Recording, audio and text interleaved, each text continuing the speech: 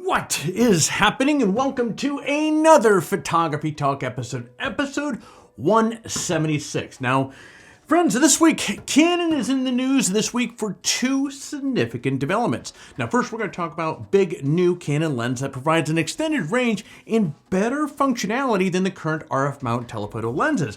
Then we're going to shift gears and talk about a couple products that Canon is discontinuing, the two EOS M lenses to be exact. Now, it seems to be a on-again, off-again situation with the EOS M family of products. So we're going to try to unpack this and see what's happening here. Now, lastly, we're going to pull back the curtain on the latest Lightroom updates, including a ton of AI-powered tools that make photo editing that much easier. We'll get to all the news here in a moment, but first, friends, look, I've worked tirelessly to prepare this video, and honestly, I am beaten.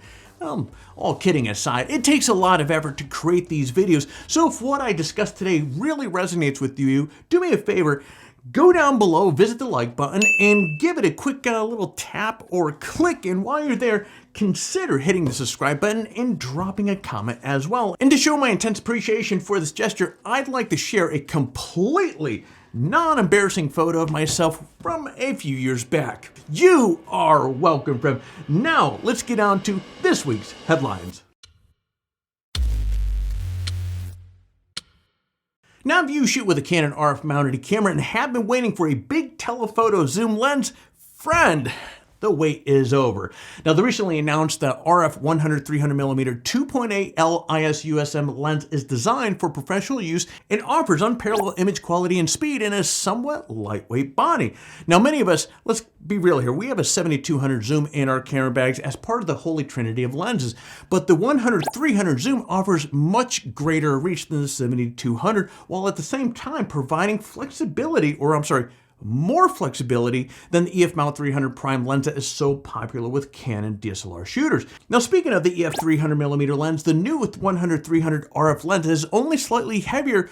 And when you think about it, this is quite the feat for a zoom lens. Now, the lens still weighs more than 5.5 pounds, so it's not exactly, it's not a lightweight lens, but still, that's not bad for a giant telephoto zoom. Now, the lens has a constant 2.8 aperture that can close down to f/22. There's a 9-blade diaphragm, 23 elements in 18 groups, and the minimum focus distance on this lens is 5.9 feet. Now, with specs like this, you can pair this lens up with an R3, R5, R6 Mark II for photojournalism, sports photography, auto racing, and pretty much any other subjects in which having a long lens is necessary. And with the 2.8 aperture, this lens is a viable option for shooting photos and videos in low light. Now, this lens will be released in a handful of weeks only, and it carries a price tag of $9,499. And what I'm going to do is I'll put a link down in the description if you want to get more information or if you want to order one of these things. Now, a few weeks ago, we discussed how Canon is not doing away with the EOS M lineup. Now, when Canon made the announcement that the EOS M was sticking around, many people in the industry were a bit on the perplexed side, given that they hadn't really, when you think about it, they hadn't released any new EOS M cameras or lenses. It's been some time, but as Canon noted, the EOS M50 is their best-selling camera in Asia, so keeping the EOS M system in production, it did make sense. That's why the recent news from Canon discontinuing the EF M lenses is so confusing.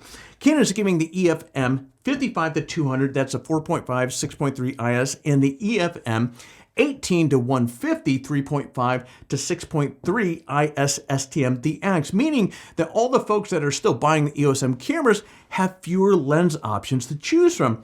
In fact, there are only 5 EF M lenses still in production. You have 2 zooms and you have 3 primes. Now, who knows? Perhaps Canon feels that 5 lenses is a large enough selection, or maybe they changed their mind about keeping the EOS M around and will continue to slowly kill it off. Now, either way, it is clear that the EOS R family of camera, the RF and the RF-S lenses, are where Canon is focused, and that's really where it should be. Either way, it's clear that the EOS R family of cameras, the RF and the RF-S lenses, are where Canon is focused, and deservedly so. It's an incredible camera system with some of the best glass on the market, so what's not to like? Now, my advice is this. If you want a compact mirrorless camera, skip the EOS M and get an EOS R camera. Now, I'm not trying to trash the EOS M.